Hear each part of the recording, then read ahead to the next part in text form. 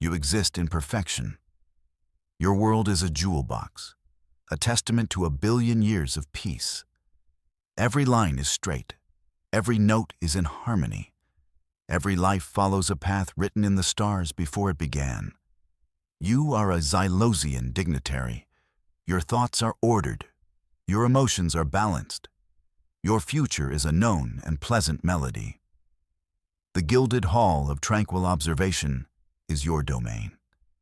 Its crystalline walls hum with the quiet energies of your star. Light fractures into serene rainbows across polished floors. You glide through these halls, your robes of woven light whispering behind you. There is no dust here. There is no discord. There is only the endless, beautiful, and silent dance of tradition. Your life is a curated masterpiece. Every moment is scheduled. Every interaction is scripted. The morning meditation is followed by the midday nutrient infusion. The afternoon is for historical reflection. The evening is for star science contemplation. This has been the way for 10,000 of your lifetimes. It is a good way. It is the only way. Change is a concept for lesser beings, for the chaotic and the unformed. Your race, the Xylos, pruned the galaxy of its weeds eons ago. All remaining star-faring cultures understand the Great Order. They follow the edicts of the Elder Ones. They respect the ancient treaties that maintain galactic stability. Conflict is a primitive barbarism. It is a sickness that was cured long ago. The galaxy is a garden, and your people are its patient, careful gardeners. You sometimes gaze from your spire toward the forbidden quadrant. It is a patch of darkness on the otherwise glittering star maps, a place deliberately left fallow. The Elder Ones declared it quarantined, a failed experiment in cosmic creation best left undisturbed. You feel no curiosity about it. Curiosity is an untidy emotion. It leads to unbalanced outcomes. You feel only a placid sense of completion. The garden is tidy. The last weed is contained. Your attendant, a being of pure energy, shimmers before you. It presents a data slate of flawless obsidian. You accept it with a gesture refined over millennia. The slate is cool against your 3-fingered hand. It contains the day's reports, shipping lane statuses, atmospheric purity readings, tributes from vassal worlds. All is in order. All is as it should be. All is perfect. Your gilded cage is comfortable. You have never known anything else. Why would you want to? Suddenly, a tremor. It is not a physical tremor. It is a tremor in the perfect hum of the spire. A single discordant note in the symphony of your world. The light in the hall flickers for a nanosecond. The energy attendant wavers, its form losing cohesion for a moment. You pause. This is not possible. Nothing is ever out of place. Nothing ever fails. Then the signal arrives. It does not come through the proper channels. It does not use the established frequencies. It simply appears, inscribed directly onto your obsidian slate. It is a raw, jagged thing, a spike of chaotic information. It is utterly alien. It speaks of a place from the forbidden quadrant. It speaks of a species unlike any the galaxy has ever known. You stare at the message. It is a jumble of raw mathematics and crude pictograms. It is not elegant. It is not refined. It feels loud. The numbers are not balanced. The images depict impossible geometries. They show beings of soft flesh and fragile bones. They show structures of ugly, brutalist design. It is the visual equivalent of a scream. Galactic communication is an art form. It is based on shared principles of harmony and resonant frequencies. A Xylosian message is a poem. A message from the silicon life of Cygnus X1 is a complex crystal. This This thing is a rock thrown through a stained glass window. It is an insult to the very concept of communication, and it originates from a single star system. A star, the message calls. Sol. The signal repeats. It is not a request for contact. It is not a declaration of intent. It seems to be an accidental leakage, a byproduct of some furious, uncontrolled process. It is the sound of a billion unfiltered minds all shouting at once. It is the noise of chaos itself given form. And it is coming from a world they call Earth. Your perfect day is shattered. The serene melody of your existence has been interrupted by a blast of static. You try to dismiss it. It is an anomaly, a ghost in the ancient network. But the tremor in the spire's energy was real. The wavering of your attendant was real. This signal is real, and it is deeply, profoundly unsettling. For the first time in your long life, you feel a flicker of something new. It is a messy, unpleasant emotion. It is apprehension. The Elder Ones convene in the chamber of shadowed light. The chamber is a perfect sphere of void. It absorbs all energy. It allows no secrets to escape. Here, the 10 rulers of the galaxy meet. They are beings of immense age and power. Their thoughts move like glaciers. They have not been truly troubled for 100,000 years. They are troubled now. You are not permitted in the chamber. You are a dignitary, not a ruler. But you stand outside the great portal. You can feel the gravity of their discussion through the dense walls. Their thoughts are usually a calm, deep ocean. Now, they are a stormy sea. They are focused on the unsettling signal. They are focused on the primitive newcomers. They are focused on the creatures called humans. A chaotic species, one thought ripples outward. The tone is one of pure disdain. They are not star-born. They are mud-born. Their thoughts are a cacophony. Another thought, older, deeper, answers. They have breached the quarantine. Their noise is leaking into the galactic web. This was not predicted. The Elder Ones pride themselves on their predictions. Their star science models have guided the galaxy for eons. A failed prediction is a spiritual crisis. It is a crack in the foundation of their rule. Whispers of the void circulate. They speak of the human's world, a place of violent extremes, a planet that seems to actively despise its own children. It has crushing gravity, a turbulent atmosphere, a star that bathes it in harsh radiation. The Council cannot understand how life could flourish there. They especially cannot understand how intelligent life could arise from such a maelstrom. It offends their sense of order. A junior Elder, One, projects an image for the others to see. It is from the signal. A human face. It is asymmetrical. It is expressive. It shows 1,000 fleeting emotions in a single second. It is the antithesis of a Xylosian face, which is a calm, unchanging mask of serenity. The image is disturbing. It is too alive. They are ugly, the junior member concludes. It is a rare display of aesthetic judgment.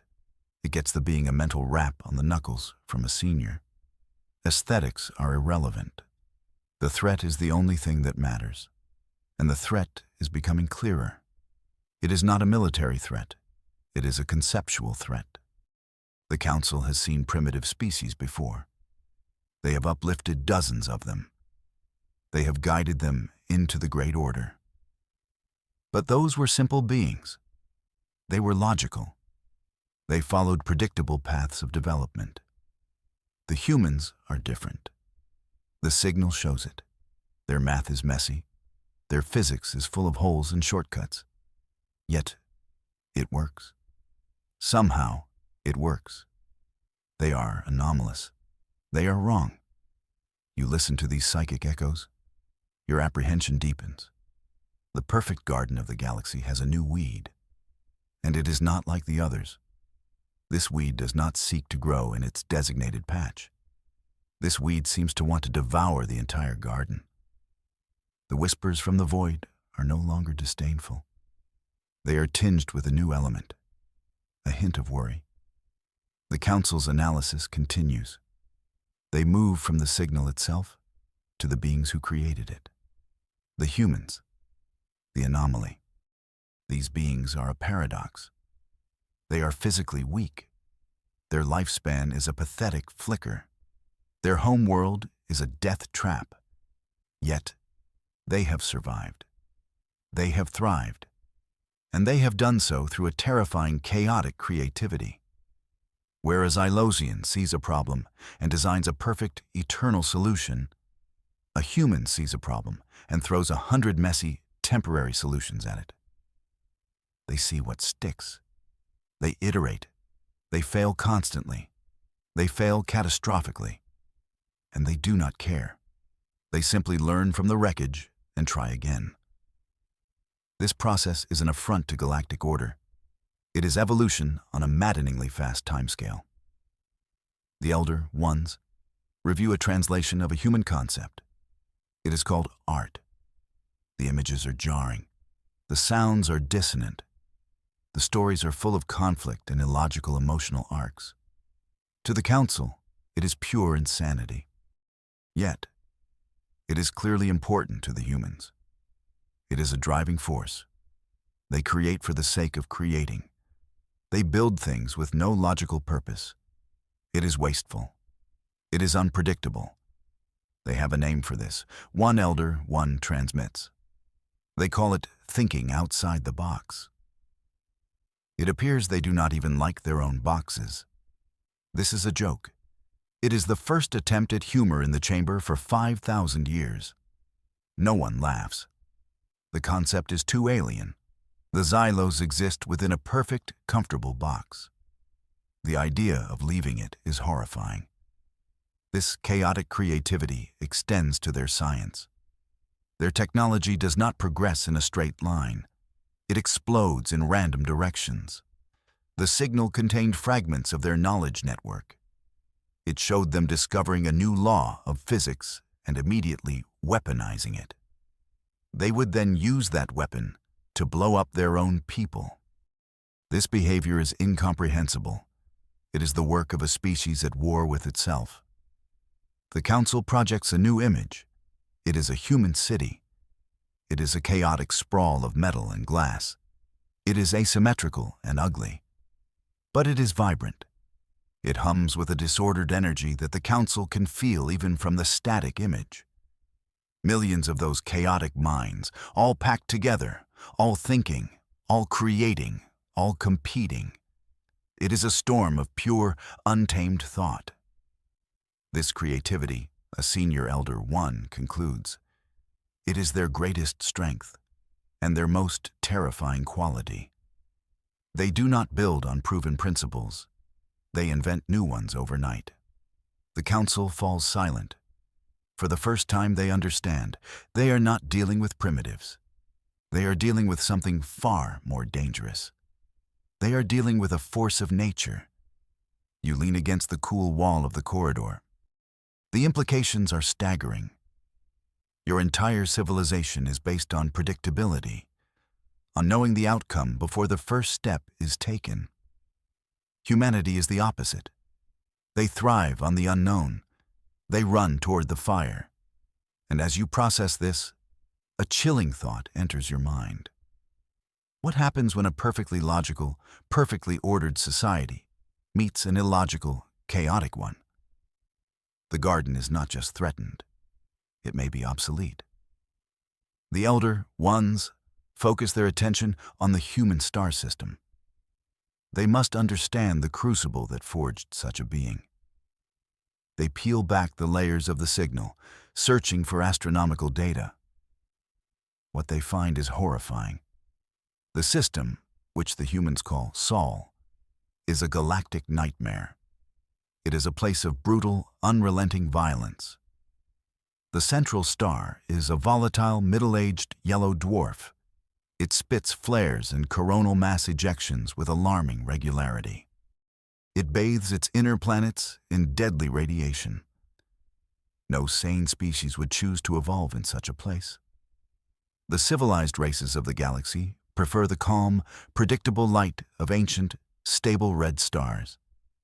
This Sol is a raging furnace. The planet itself, Earth, is even worse. Its tectonic plates are in constant grinding motion. This causes earthquakes and volcanic eruptions. Its axial tilt creates chaotic weather patterns and extreme seasons. It has a ridiculously large moon that causes massive tidal forces. The world is trying to tear itself apart. It is a planet engaged in geological warfare against its own surface. And the life on this planet, it is a reflection of its environment. The history of life on Earth is a history of mass extinctions, asteroid impacts, supervolcanoes, ice ages. Life arises and is then scoured from the planet. Only the most adaptable, the most stubborn, survive. Evolution in the Sol system is not a gentle process of refinement. It is a frantic, desperate scramble for survival. The Council watches a simulation based on the data. They see entire ecosystems wiped out in an instant. They see new life forms emerge from the ashes, more aggressive, more resilient than before. The forge of Sol is relentless. It hammers its children on an anvil of pure catastrophe. It is no wonder the humans are so chaotic. Their world is chaos itself. This explains their resilience, a member transmits. The thought is heavy with grudging respect. They are born from disaster. They expect it. They are comfortable in it. This is a terrifying realization. The peace and stability the Xylos have cultivated for 1 billion years. To a human, it would be a state of unnatural boredom. They would probably try to liven things up, most likely with explosives. The analysis turns to the other planets in the system. A gas giant with a storm larger than 1,000 civilized worlds. A ringed planet of impossible beauty and deadly cold. A barren red rock that shows signs of a long-dead, watery past. The whole system is a museum of cosmic violence, a collection of failed worlds and raging behemoths. And in the middle of it all is the frantic, teeming cradle of humanity. They have already left their cradle, another elder, one states. The data shows crude human satellites and space stations. They have even sent their fragile, fleshy bodies to their own moon. They are taking their first steps into the void. Their methods are brutal and inefficient. They burn massive amounts of chemical fuel. They encase their explorers in fragile metal cans. It is insane, but it is happening. They are escaping their forge. You feel a new wave of understanding. The Xylos are a product of a calm garden. The humans are a product of a raging fire. You cannot judge them by your standards. They are not imperfect versions of you. They are something entirely new, something forged in a crucible of conflict and hardship. And now they are looking up at the stars, looking for new challenges, looking for new things to overcome. Your gilded cage feels thinner than ever. The Council's debate is short. The risk of inaction is too great. The human anomaly cannot be ignored. Their chaotic expansion must be understood. It must be quantified. The Elder Ones cannot make a decision based on incomplete data. They require direct observation. The conclusion is logical. It is unanimous. It is also a terrible mistake. A surveillance fleet is commissioned. It is not a war fleet. The very idea is distasteful. The Xylos have not fought a war in so long that the word has been retired from the language. This is an observation mission, a scientific endeavor. The fleet will be composed of 100 of the finest stealth vessels in the galactic armory. They are called Phantoms. They can bend light. They can warp space. They are utterly undetectable. The mission parameters are simple. The fleet will travel to the edge of the Sol system. It will deploy a cloud of microscopic sensor probes. These probes will drift into the human sphere of influence. They will observe everything. They will record everything. Their technology, their communications, their culture, their biology. The Elder Ones want a complete picture of this strange, new species. They want to understand the threat before they decide how to prune it. You are tasked with overseeing the mission logistics from your spire. You watch the star maps as the Phantom Fleet is prepared. 100 points of light gather in a classified sector. They are sleek. They are perfect. They are the embodiment of Xylosian technological supremacy. You feel a sense of pride. This is how the Great Order deals with problems. Calmly, efficiently, and from a safe distance. The fleet commander is a being named Veer, Ian, a proven and steady mind. Veer, Ian's final report before departure, is a model of Xylosian confidence. The mission will be executed with perfect precision. The primitives will not detect our presence. We will gather the required data and return. The anomaly will be understood. There is no room for doubt in the commander's thoughts. The 100 Phantoms engage their void drives. They vanish from the star map. Their journey to the Forbidden Quadrant will take less than a single rotation of your world. You watch them go. 100 invisible ghosts sent to study a bonfire. The logic is sound. The risk has been calculated. The primitives are to be studied like insects under a microscope. But a nagging thought remains. A tiny, illogical splinter of doubt. The humans were forged in a crucible of constant threat. They have survived endless disasters. They are a species paranoid by nature. What if they are looking for threats? What if they expect to be watched? The Council's calculated risk feels less like a scientific inquiry and more like poking a strange, sleeping animal with a very, very long stick. The Phantom Fleet arrives at the edge of the Sol system. It is a quiet, seamless entry. 100 invisible ships hang in the darkness beyond the orbit of the outermost planet. They are silent. They are undetectable. Commander Veer. Ian gives the order. The sensor probe cloud is released. It is a shimmering mist of nanites. It drifts inward, carried on the solar wind. A silent, perfect net descending upon the unsuspecting primitives. The probes reach the orbit of Earth. They begin to record. The data streams back to the fleet. At first, it is exactly what the Council expected. Crude radio waves, clumsy satellites, the chaotic hum of a pre-stellar civilization. The humans go about their lives, completely unaware that they are being observed by the masters of the galaxy. It is a textbook stealth operation for about 17 minutes. Then, something changes. The chaotic hum of human communication does not stop, but it shifts. A new pattern emerges from the noise. It is subtle at first. A slight alteration in global network traffic. A change in the pointing vector of their deep space radio telescopes. They are tiny adjustments, so small that a lesser species would miss them. But the Phantom Fleet's computers are not lesser. They are perfect. And they detect the pattern. It is a search pattern. A global, coordinated, multi-spectrum search pattern. The humans are not panicking. They are not broadcasting messages of fear. They are doing something far more unsettling. They are looking. They are actively and systematically searching for the observers.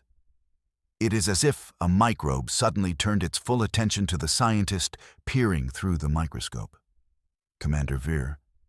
Ian is stunned. This is not possible. The Phantom Fleet is invisible. The probes are microscopic. There is no way they could have been detected. And yet, the evidence is undeniable. The entire human species, all of its factions, all of its nations, has stopped what it was doing, and it has unified in a single, silent purpose: to find who is watching them. On the main view screen of the flagship, an image appears. It is compiled from 1,000 different human observation points. They have linked their telescopes. They have synchronized their sensors. They have turned their entire planet into a single, massive eye. The image is a deep field scan of the outer solar system. It is pointed directly at the Phantom Fleet. This is the first shock. The humans should not know where to look, but they do. The second shock is worse.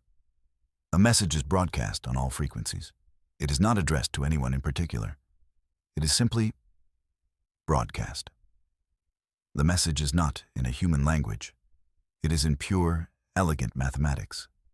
It is a prime number sequence, a universal greeting. Then the message changes. It becomes a simple, repeating question, also in mathematics. Hello? Is anyone out there? There is no fear in the message. There is no aggression. There is only a startling, unified, and slightly cheerful curiosity. The humans know they are being watched, and their first reaction is to try and say hello to the invisible ghosts spying on them from the darkness. Commander Veer. Ian has no protocol for this. The masters of the galaxy have just been found out by the primitives, and the primitives are waving. The data streams from the sensor probes become a torrent.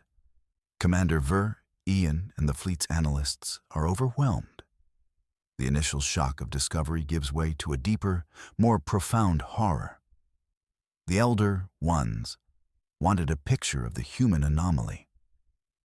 What they are getting is a portrait of a monster wearing a friendly mask.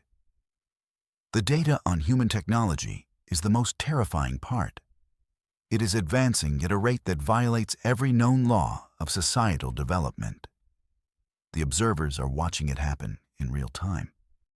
The probes record a human scientist having a sudden insight in a laboratory. That insight is shared instantly across their global network. Within hours, 17 different teams on 3 continents are attempting to build a device based on that insight. Within a day, 2 of them have succeeded.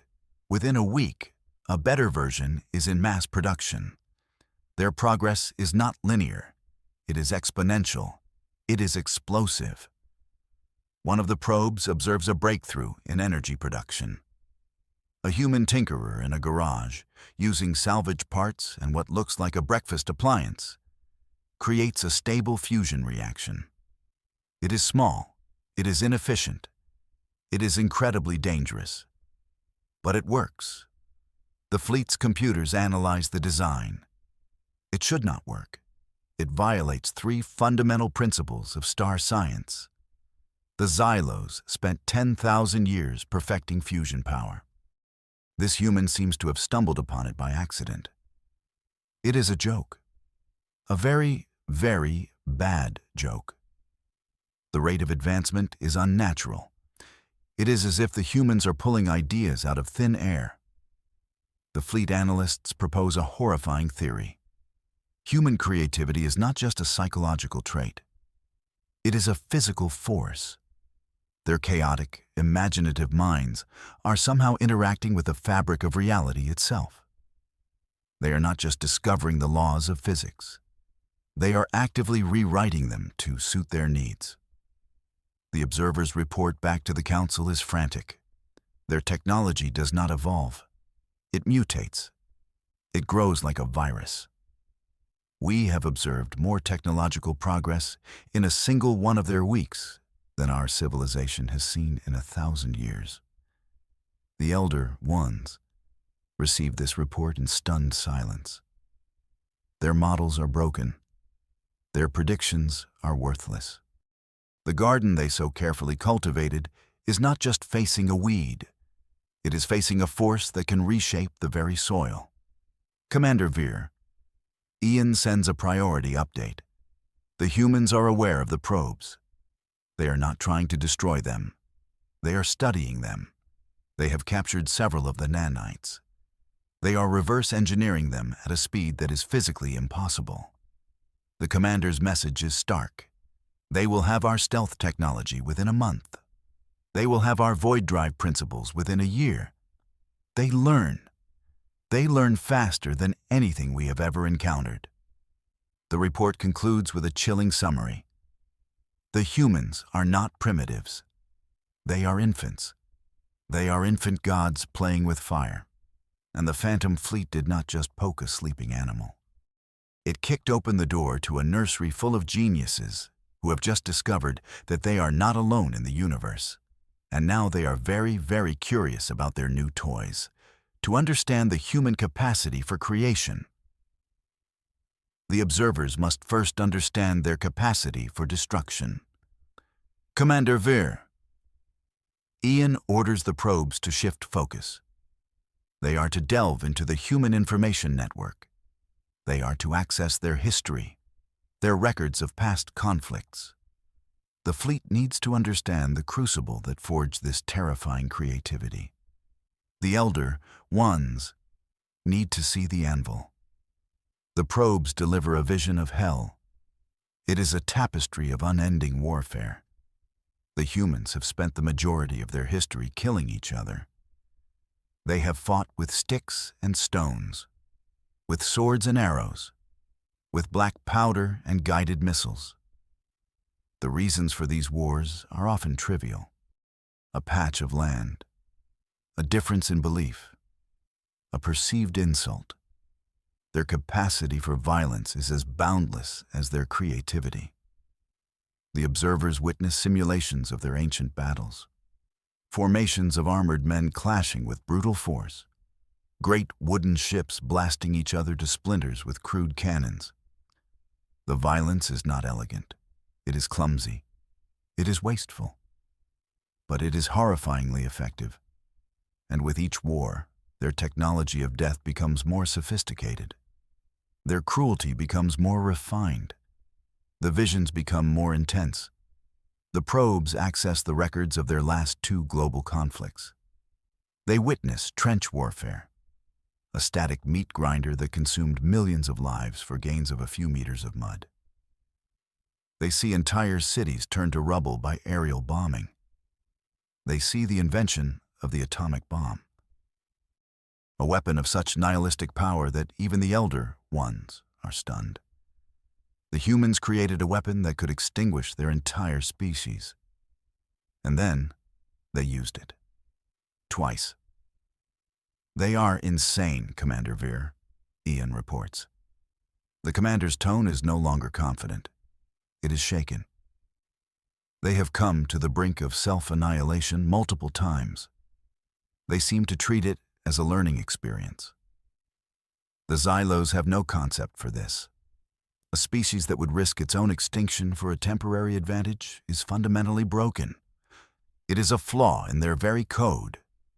But the glimpses of hell reveal another truth. This endless cycle of self-destruction is the engine of their progress.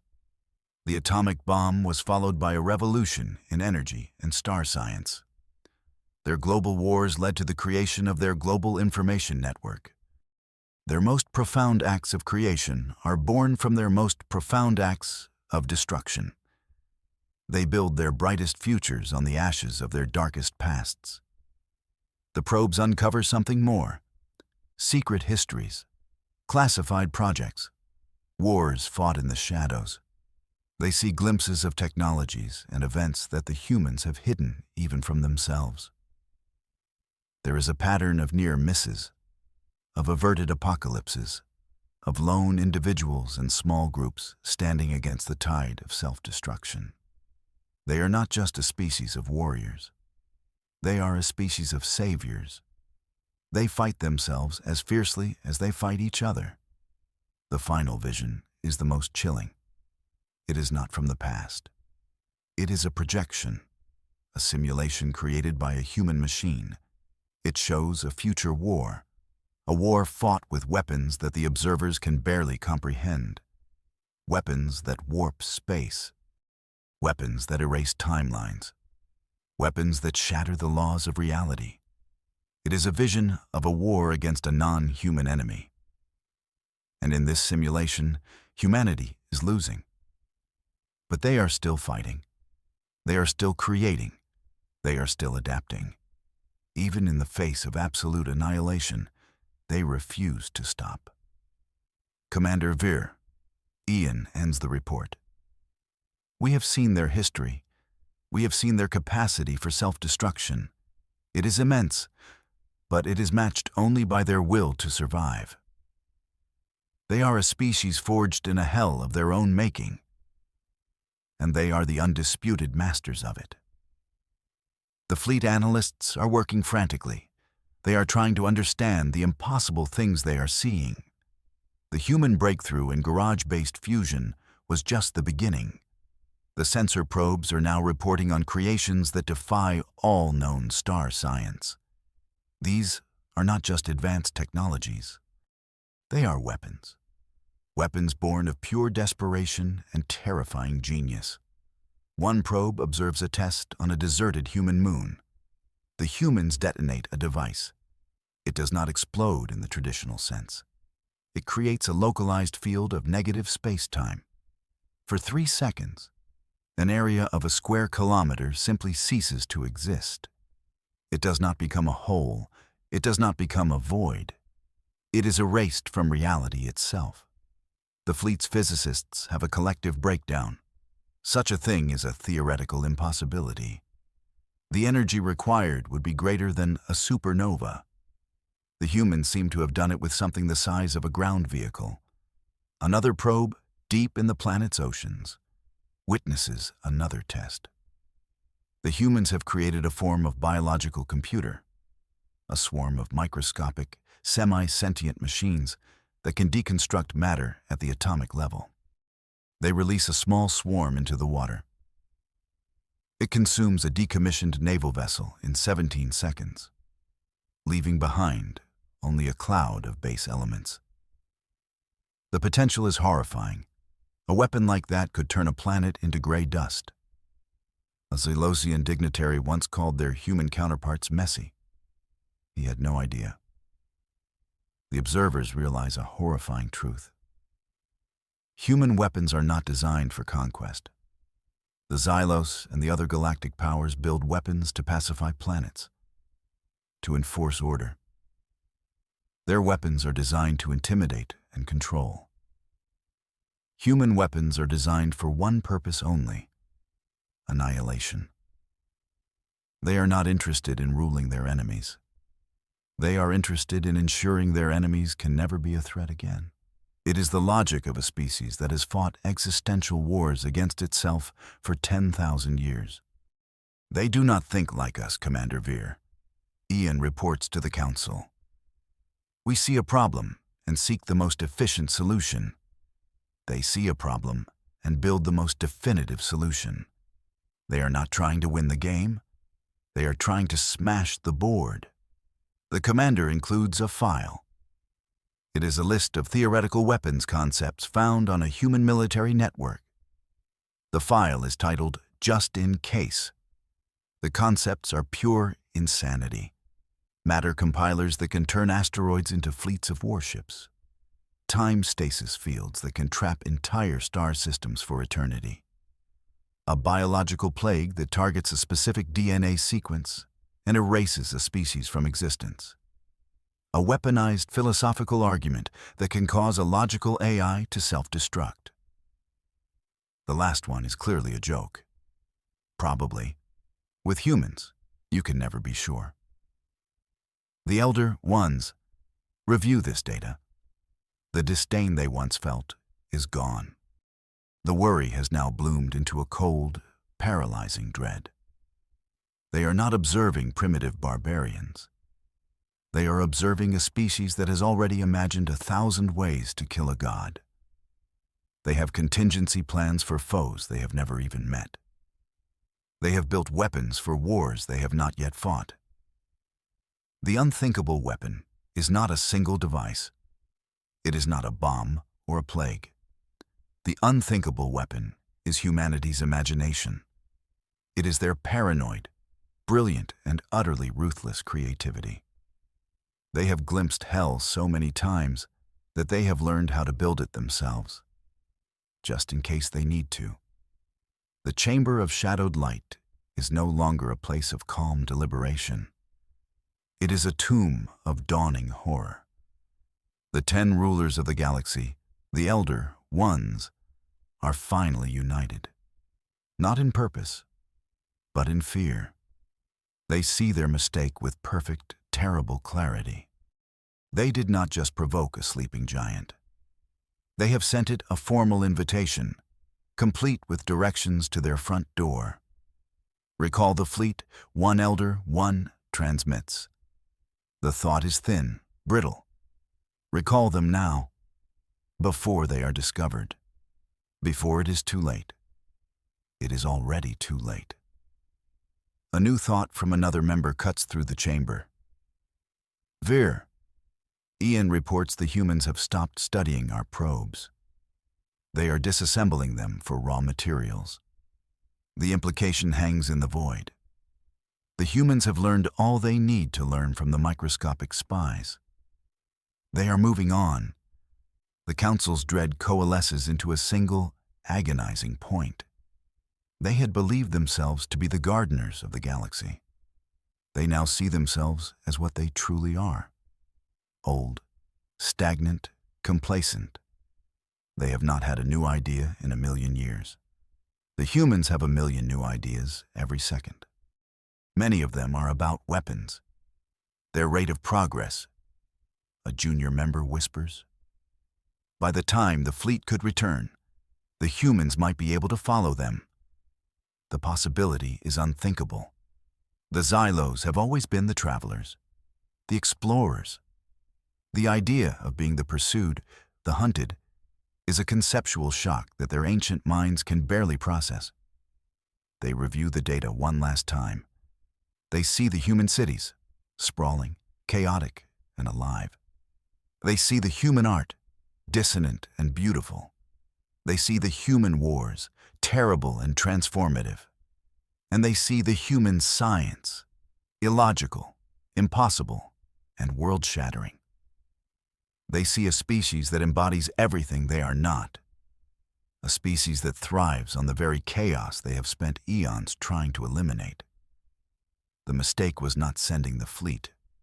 The mistake was the quarantine itself. They had walled off a part of the galaxy and ignored it. They assumed that anything inside would be primitive and insignificant. They treated it like a cosmic refuse pile. But they did not create a prison. They created a pressure cooker. And the thing inside has been cooking for a very, very long time. They will see our observation as an act of aggression, a senior Elder One concludes. The thought is heavy as a dying star. Their history suggests they have only one response to a potential threat. The Council knows the answer. It is not negotiation. It is not diplomacy. It is overwhelming, preemptive force.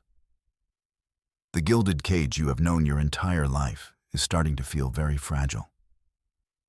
The perfect, ordered world of the Xylos was built on the assumption that they were the most advanced beings in the galaxy. That assumption is now a smoking crater. The Elder Ones, the architects of galactic peace, are afraid. And their fear is the most terrifying thing you have ever witnessed. Commander Veer, Ian is preparing the Phantom Fleet for an emergency withdrawal. The order from the Council was clear. Flee. Do not engage. Do not respond. Just run. The 100 invisible ships begin to align their void drives. They are ready to tear a hole in space-time and leap across the galaxy to safety. It is a maneuver they have practiced 1,000 times. It should be instantaneous. But before the drives can engage, a new message arrives. It is not for the fleet. It is from the humans. and it is not broadcast randomly into space. It is sent on a tightly focused, high-energy beam. It is aimed directly at the flagship, directly at Commander Veer, Ian. They can see the invisible ships. The humans can see the unseeable. The message is not in mathematics. It is not in pictograms. It is in perfect, unaccented Xylosian, a language they should not know, a language the probes did not contain. They must have extrapolated it. They must have constructed the entire complex grammar from a few stray energetic traces. The feat is impossible. It is a flex of intellectual muscle so profound it borders on magic. The message itself is simple. It contains only 17 words. Words that will be etched into the memory of every Xylosian for the rest of their shortened history. Words that will shatter the foundations of galactic power. The message says, "It was fun watching you watch us. We're done with our turn. Now it's yours. Come say hello." It is not a threat.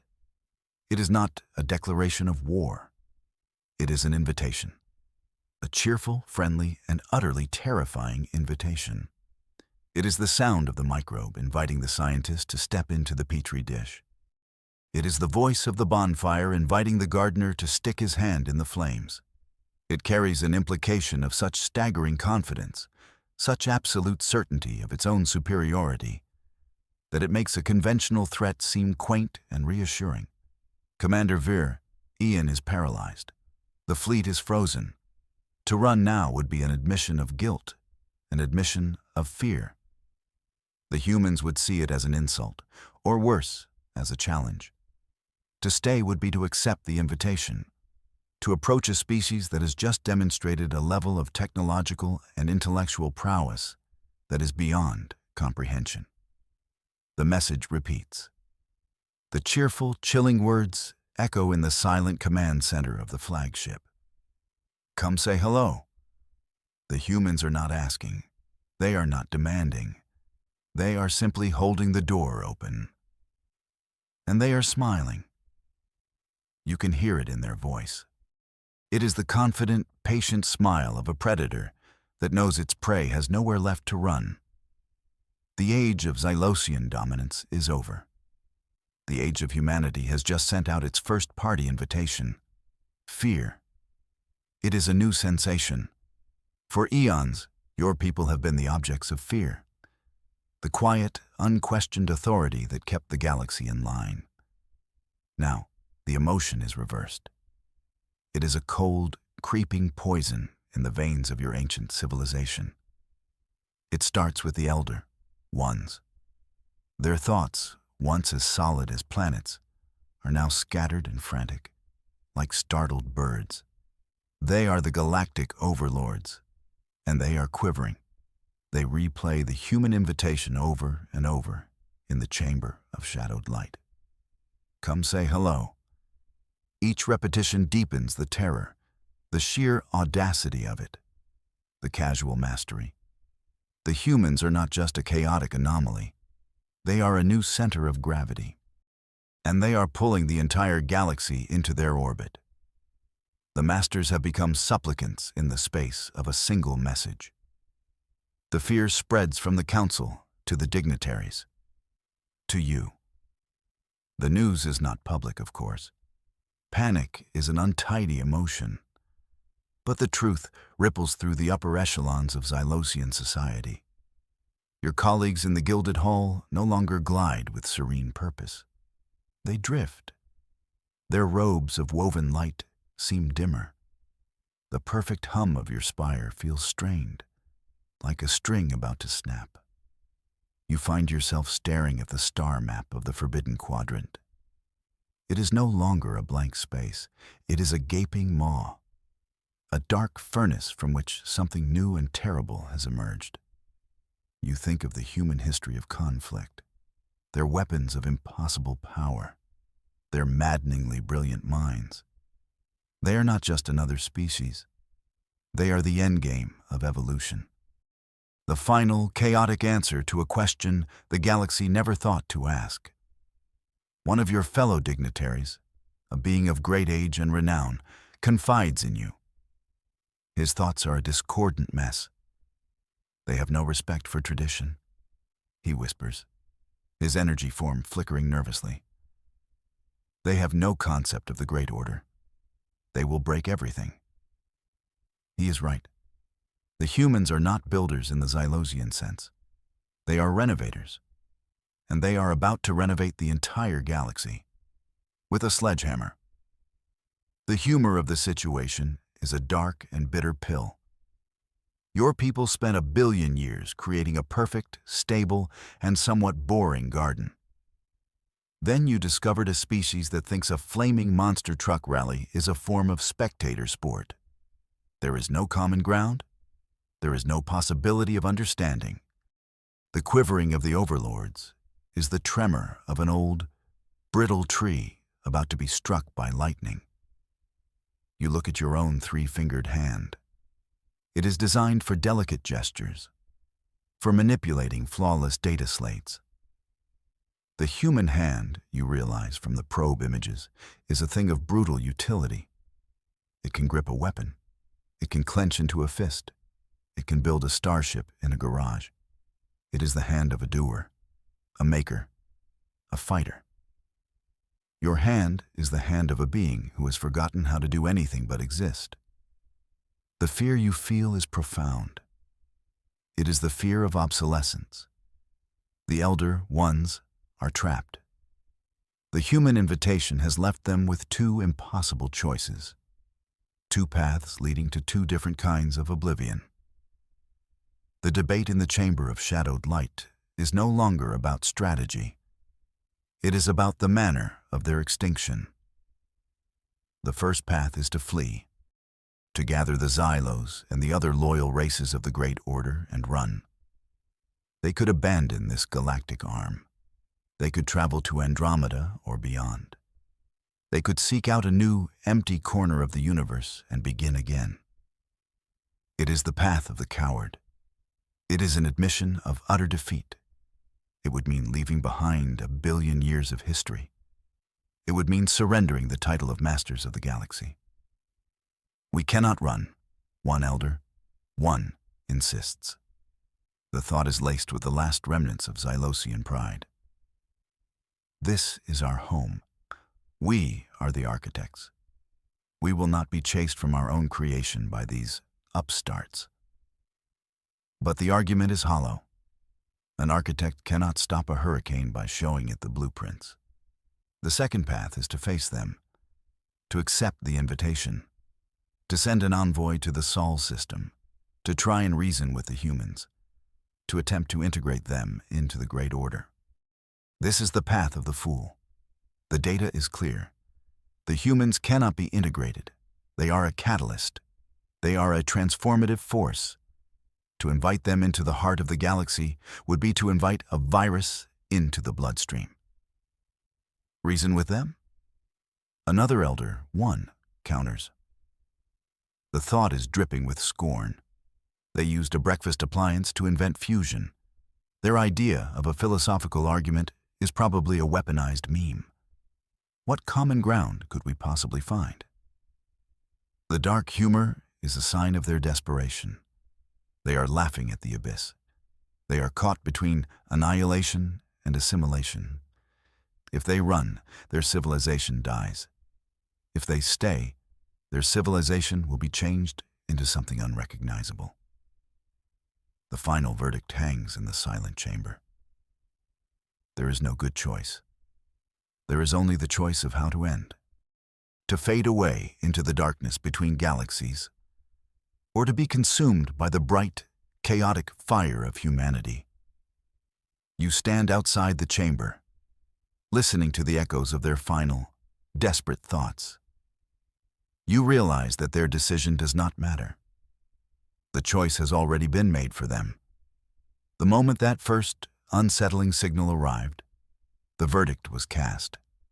The Xylosian way of life was over. The future was no longer a known and pleasant melody. It was a scream of raw, untamed creation. The council falls silent. The debate is over. You do not need to hear their choice to know the outcome. You look around the gilded hall of tranquil observation. The serene rainbows on the floor now seem like a pathetic illusion. The perfect hum of the spire sounds like a funeral dirge. Your gilded cage, once a symbol of perfection and security, now feels like a tomb. It is a beautiful, ornate, and utterly inescapable tomb. You understand now. The galaxy does not have a new weed. It does not have a new anomaly. It has a new master. A master forged in fire and chaos. A master who does not care about your traditions, your order, or your billion years of peace. A master who looks at the perfect, silent garden of the galaxy and sees only one thing: a blank canvas. The unsettling signal was not an accident. The invitation was not a whim. It was an announcement. The dawn of a new age. The dawn of humanity. You close your eyes. You try to remember the feeling of perfect, ordered tranquility. But the memory is already fading. It is being replaced by the echo of a cheerful, terrifying voice. A voice that invites you to a party at the end of your world. Your long, placid life is over. You are a Zelosian dignitary. You are a relic. And you are about to meet the future. You only hope it has a sense of humor. You suspect it does. And you suspect you will not find it very funny. The silence is broken by a new tremor in the spire. It is not an energy fluctuation. It is a sound from outside. The sound of something arriving in orbit. Something loud.